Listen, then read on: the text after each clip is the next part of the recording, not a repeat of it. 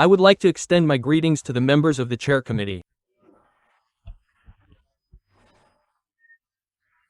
Dear professors and colleagues, assigned by the conference organizers, I, Dr. Khan, will now present the latest TNM classification, the 9th edition.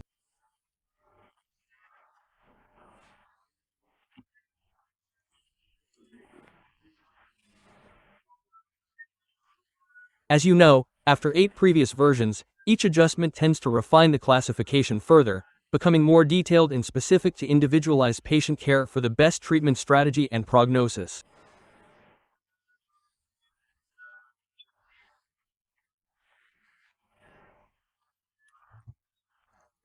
The 9th edition was officially implemented on January 1st of this year, and from now on, it will be used in all scientific reports and specialized conferences.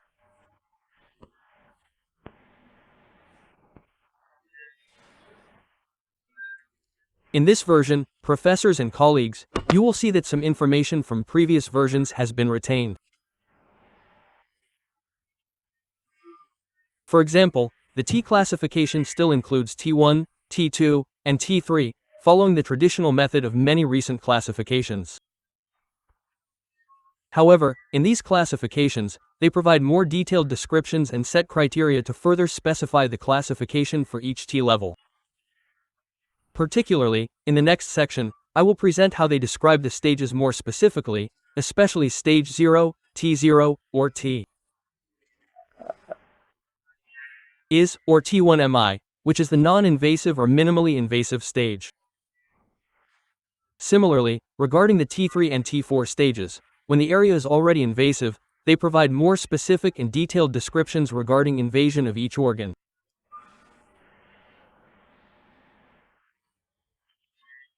And the changes in the description of lymph nodes. There is no change for N1. Stages N0 and N1 remain unchanged. However, for stage N2 in the 9th edition, they have split it into 2 sub-stages. In the past there was only N2, now there are N2A and N2B. N2A only has metastasis in one lymph node group or subcarinal lymph nodes, while N2B involves metastasis in multiple lymph node groups.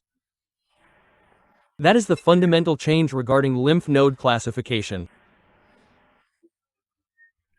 Similarly, in later stages, the stage with metastasis, version 9 has no changes to M1, M2, M1A, or M1B.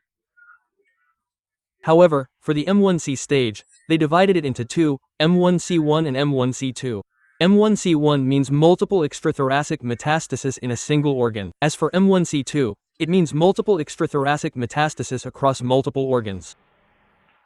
So that is the new classification. Here's a comparison table that you can see. T does not change. However, in terms of description, the descriptions regarding invasion or the characteristics of the invasion levels of the tumor in the 9th edition are more detailed, and there is a difference in N, specifically N2A, N2B, and M1. C1M1C2, in the 9th edition, there is a difference. As I just presented, what's new in the 9th edition is having N2A, N2B, M1C1, and M1C2.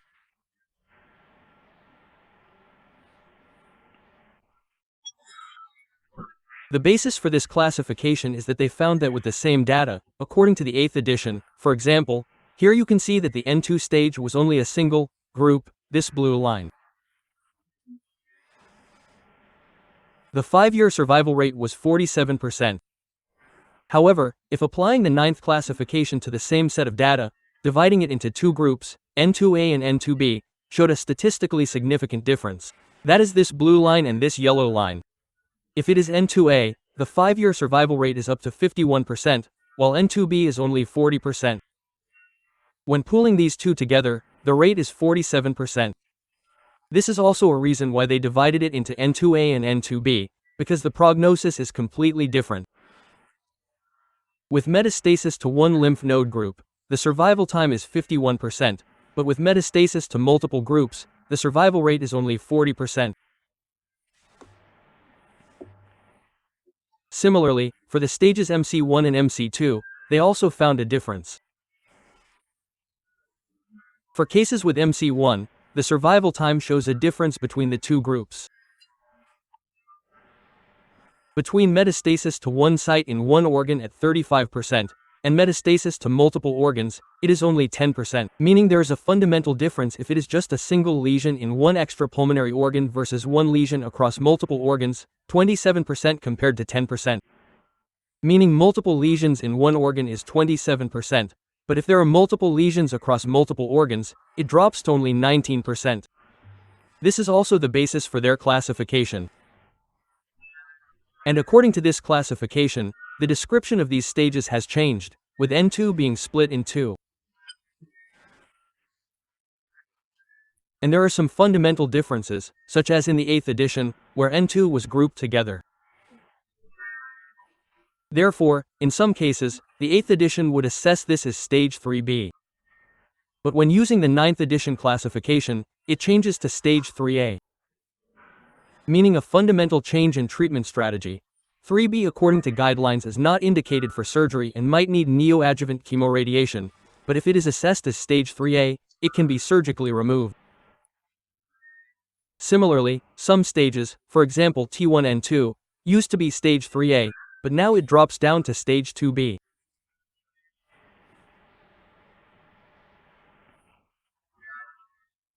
So, some new points in TNM9 are that they describe early stages in greater detail, and they also describe levels of invasion more specifically. For instance, in TNM9, they have written very specific descriptions with easy-to-understand illustrations for stages of cancer with low levels of invasion. For example, in the stage atypical hyperplasia, carcinoma in situ stage, minimally invasive carcinoma, and invasive carcinoma. Invasive carcinoma, which we often call T1A, T1B, T1C, falls into this invasive group. As for the T1 and T1MI, it is a stage that, in recent classifications, specifically the 9th edition, retains some classifications from the 8th edition, which is T1MI, meaning minimally invasive adenocarcinoma. And in the previous stage, carcinoma in situ, the fundamental difference is that for carcinoma in situ, there are two types, squamous cell carcinoma in situ and adenocarcinoma in situ. However, for minimally invasive carcinoma, they only describe it as minimally invasive adenocarcinoma. So that is the basic image. And there is also a difference, which is that previously, assessing tumor size was the basis for postoperative classification. Currently, oncologists and pathologists tend to focus on selecting a more accurate size for classification regarding postoperative specimens, which is the size of the invasive component, not the total size anymore. Instead of total size, the trend now is to use the invasive size, because this is the factor related to prognosis as well as the factor for choosing adjuvant treatment methods, not the total tumor size anymore. For example, the tumor size might be 3 centimeters, but the invasive component is only less than 0.5 centimeters, then it is still classified as minimally invasive. So this is the table describing distinguishing between the three types of cancer: atypical hyperplasia, adenocarcinoma in situ, or minimally invasive adenocarcinoma. So these characteristics correspond to imaging findings, which are hyperplastic lesions or adenocarcinoma in situ lesions. These are lesions that are ground glass in nature, meaning homogeneous ground glass lesions. When changes occur, such as the appearance of a solid component within a ground glass nodule, it marks the transition to a minimally invasive stage.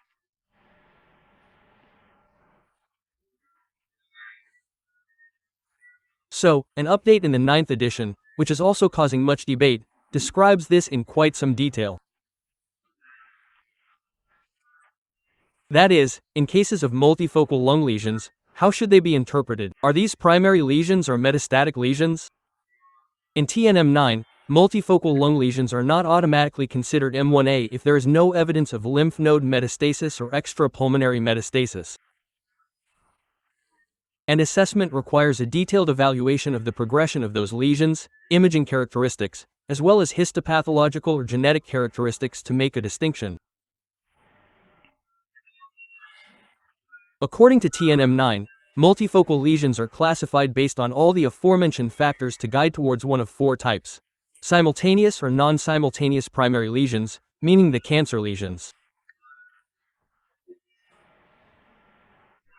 Two independent cancer lesions may appear simultaneously or non-simultaneously, but they are essentially two primary cancers at two different locations, or lung cancer with multiple distinct nodules of the same histological nature, which is essentially what we still consider lung metastasis, that is, M1A. In this stage, they also need specific characteristics to differentiate, or lesions with solid and ground glass components appearing as multiple nodules on CT, and another form is diffuse pneumonic-type lung cancer, meaning multiple inflammatory lesions may appear on both sides. For multifocal lung lesions in TNM9, four types are described, based on the level of progression as well as imaging characteristics, pathological characteristics, and genetic characteristics to try and classify them into one of these four types. So, within that, there is the type of simultaneous or non-simultaneous primary lung cancer.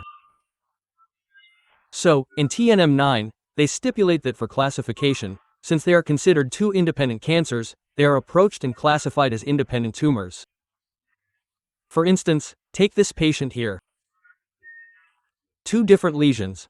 On this side, the tumor on the left is classified as T1b, while the tumor on the right is classified as T1c, meaning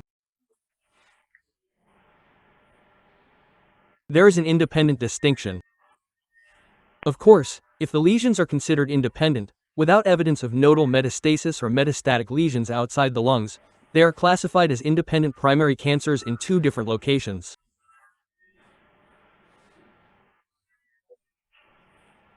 And for multifocal lesions, lesions that are ground glass or solid, multifocal, TNM9 takes the most severe lesion, meaning the one with the largest size or the largest diameter of the solid component, and uses that for classification. For lesions with a large diameter that have multiple solid components, all these solid components are summed to calculate the T stage, and in all these cases, they are always noted as multi, meaning multiple lesions. And if classified in this manner, it is considered multiple lung lesions. The largest lesion is classified as, for example, T1 mile. This is what has been described in TNM9. Another update, which is considered new in TNM9, is the description of a new form of metastasis, that is, metastasis.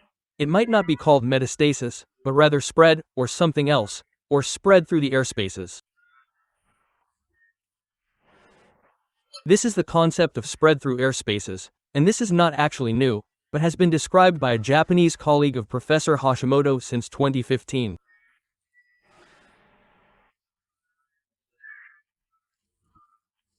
These lesions are characterized by the analysis of surgical specimens, which reveal that, in addition to the main tumor, there are cells or cell clusters detached from the primary tumor location within the alveoli. This differs from conventional blood-borne metastasis.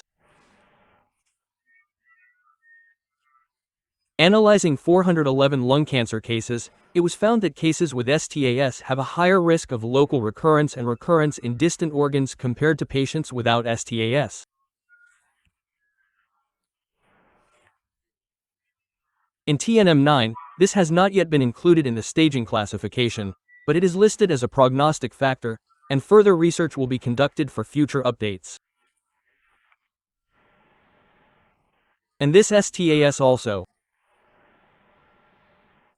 In the TNM9 guidelines, it is currently limited to being a prognostic assessment factor. However, they recommend that if STAS is confirmed preoperatively, the extent of surgery should be wider. For example, if STAS, that is, spread through air spaces, is present, a wedge resection would typically be sufficient. But if this metastasis is present, a wider resection should be done, such as a segmentectomy or even a lobectomy. So, TNM9 considers it an important prognostic factor, and if STAS is present, expanding the surgical scope should be considered. So, the implication of applying TNM9 for surgeons lies in a few fundamental differences. Specifically, some stages previously considered inoperable are now candidates for surgery. For example, the N2 stage, specifically T3N2. T3N2, formerly classified as stage 3B, was no longer indicated for surgery. However, in the T3N2A stage, meaning the tumor is T3, but N2A, referring to metastasis to only one lymph node station or the subcarinal station, surgery should still be performed. Previously, it was very ambiguous whether to indicate surgery for multifocal lesions, such as having a lesion on the right side and others on the left. However, TNM9 clarifies that these multifocal lesions can be classified as independent tumors, still justifying an independent surgical approach for each tumor. Furthermore, TNM9 indicates that small, peripheral lesions can be treated with segmentectomy, while larger, central cases prioritize lobectomy. In the final section, there are some cases we have operated on at Bach Mai Hospital applying this new TNM. For example, in this 70-year-old patient, preoperative assessment suggested the tumor size might involve invasion, but after imaging consultation, there was no evidence of chest wall invasion. However, this scan showed suspected N2 lymph nodes. The PET scan showed quite large N2 nodes. These are the carina nodes, the azygous vein node, and groups 2, 4, and 7, which showed increased size and structural changes typical of metastatic nodes. In the past, surgery might not have been indicated, but applying TNM9, we tried to operate on this patient. And this is the PET scan result. The PET scan showed suspected metastasis in the nodes located around the carina. As you can see, the uptake in this group was quite large, almost equivalent to the tumor itself. However, very surprisingly, after surgery, the most suspicious node, group 7, which had increased in size and showed FDG uptake on the PET, tested negative. There was no tumor, only a metastasis in the node behind the hilum. So, the preoperative assessment was T3N2AM0, but postoperatively, it was only T3N1, meaning, the metastasis is only to the hilar lymph nodes. All 31 mediastinal lymph nodes removed were negative. Only one hilar lymph node showed metastasis. That is, for TNM9, attempting to approach and operate in these cases is very beneficial for the patient's long-term prognosis. Because if this case is not indicated for surgery, then it is just chemoradiotherapy. And the characteristics of lymph node metastasis in Vietnam, in reality, we generally try to follow the guidelines approved by major professional societies in Europe, America, or Japan. However, there are specific characteristics of lymph node metastasis in Vietnam. As professors and colleagues know, situations involving smoke and dust, or pre-existing lung lesions, mean that lymph node metastasis is sometimes inaccurate. For example, in the following case. The second case is a 70-year-old female patient, preoperatively assessed as T2N2A because there was a large mediastinal lymph node with an FDG uptake on PET of 3.24. Third, in this case, in the past, surgery might not have been performed, but according to TNM9, at stage 3A, there is still an indication for surgery. And in reality, after we operated, performed a lobectomy, and dissected the lymph nodes, all lymph node groups were negative. This proves that these lymph node groups had altered morphology. This is a female patient who does not smoke but had large lymph nodes with altered morphology and increased metabolism on PET. But the lymph nodes after surgery were all negative. This proves that if we did not perform surgery in these cases, we would have missed a treatment opportunity for the patient. Third is a case that also follows the TNM9 classification. In the lesion, this is a female patient. 41 years old, with a lesion. in the upper lobe of the left lung, assessed at T1C, and along with that, a ground glass lesion in the right lung. According to the TNM classification, these two lesions must be evaluated as two independent tumors. The left side is rated T1C0M0. As for the right side, the ground glass lesion is in the form of an in situ carcinoma lesion. That is TISN0M0. In this case, we proceeded to operate on the tumor on the left side. This is the result of the PET scan. According to the PET scan results, the nodule on the right side shows absolutely no uptake. This is quite normal. Ground glass lesions smaller than 3 cm almost never show FDG uptake. Meanwhile, the lesion on the left side is suspected to be malignant. And this patient also had results from a transthoracic needle biopsy. They did it on both sides. One side confirmed adenocarcinoma, while the other confirmed lipidic adenocarcinoma. This is fully consistent with the ground glass lesion. However, in this case, the indication for biopsy must be considered carefully because, fortunately, for the right side, they were able to capture cells. However, in some cases with these ground glass lesions, getting an accurate biopsy sample is difficult. Another issue is the high risk of complications. Secondly, for a lesion currently localized in situ, if you biopsy it, you might inadvertently cause the cells to spread, so this biopsy indication might not be entirely appropriate. Or if possible, choosing a technique like Professor Van Nguyen presented, virtual endoscopy with electromagnetic navigation inside the bronchial lumen, would be more appropriate. So in this case, we proceeded with surgery, and the right side, according to the update from the pathologist. At Bach Mai Hospital, who is also updating, I can confirm there is no spread through the alveolar spaces, and the cancer is stage T1C with a 30% lipidic component, which has a very good prognosis. And all the lymph nodes removed were inflammatory.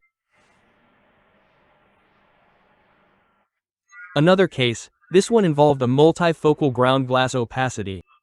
A 34-year-old female patient. This patient was also a nurse at Bach Mai Hospital, with lesions on both the right and left sides. 2 independent lesions. Before the surgery, it went through the board, and the board decided that according to TNM 9, this case is classified as a multifocal ground glass lesion, and surgical intervention was still indicated. So, just like the previous patient, the indication for intervention was, well, the indication for biopsy is actually very easy to obtain in Vietnam, and this patient had already gone to another hospital for a bilateral biopsy. On one side, it was lipidic, and on the other, it was atypical adenomatous hyperplasia, or AH. We proceeded with surgery on one side, while the other is currently being monitored. This is the post-operative pathology result, which is lipidic adenocarcinoma. Lipidic is adenocarcinoma in situ, with no lymph node metastasis, so in this case, after the surgery, no further treatment is needed, and we will continue to monitor the node on the other side, and if necessary, we can intervene in the future. So, those are some of the issues regarding the update to TNM 9 information and its application in surgical practice at Bach Mai Hospital. Thank you, teachers and colleagues.